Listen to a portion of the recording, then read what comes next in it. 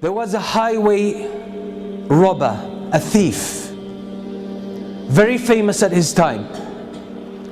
He was in love with one girl, and he had the habit of sneaking into her house some way and watching her, observing her for some time.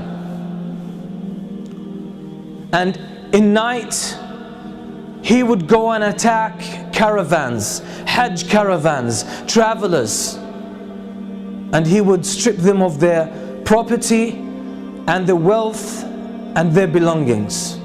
He was notorious to the extent that a lot of the caravans most of the time would change route to avoid that area.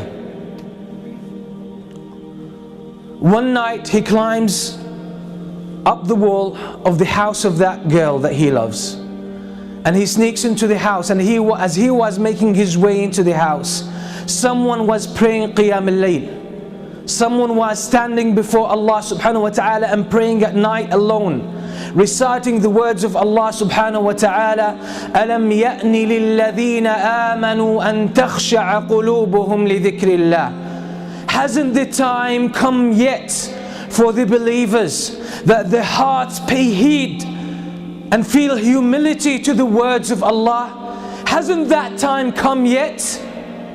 And the words shook him and grabbed his heart, and he was moved deep inside. It hit a chord. He started thinking about these words, and he forgot the main reason why he came to this house.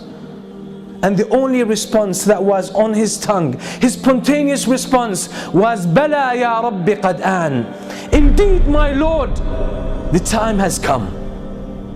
And that moment he changed.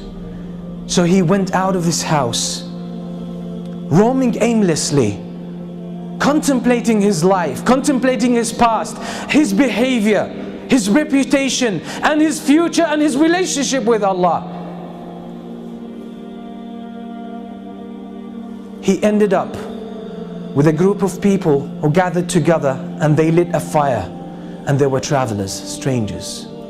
He asked their permission to join them. He sat with them, and they were disputing whether to spend the night there or to carry on their journey. And one of them said, we should stay here because there's that famous thief, that famous robber.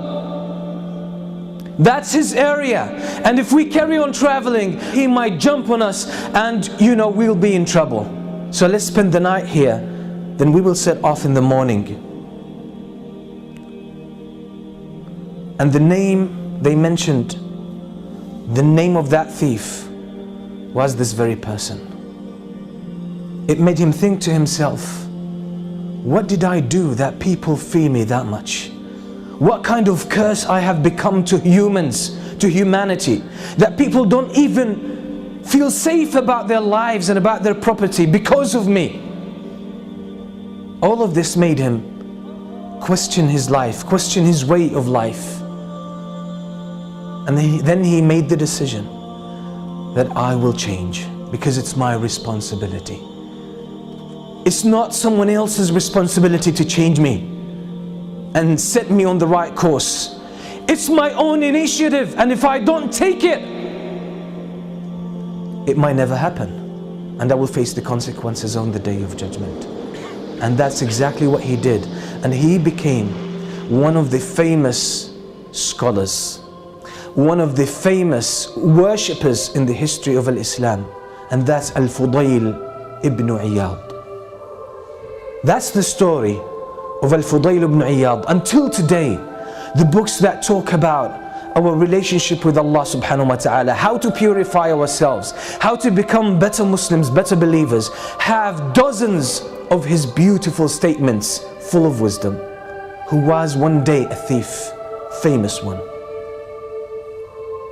What does that tell us? Is that it's our responsibility to change. Life in general is about change. The whole story of life is a game of change. You will never be the same person next year. You'll be different. But the question is, which direction have you taken? That's what Imam Shafi'i used to say. There's no standstill in this world. There's no standstill in this life. You can't stay who you are. You're either moving forward or going backward. So if you are not keen about moving forward, you'll find yourself going backward. Because if you don't change yourself, Shaitan is working full time to change you. That's his vow. That's the goal of his life. He dedicated his whole life for you, just to destroy you, to make sure you end up in the hellfire. So if you don't counter that, his momentum will carry you, or you will get carried away, and he will take you in the direction he wants.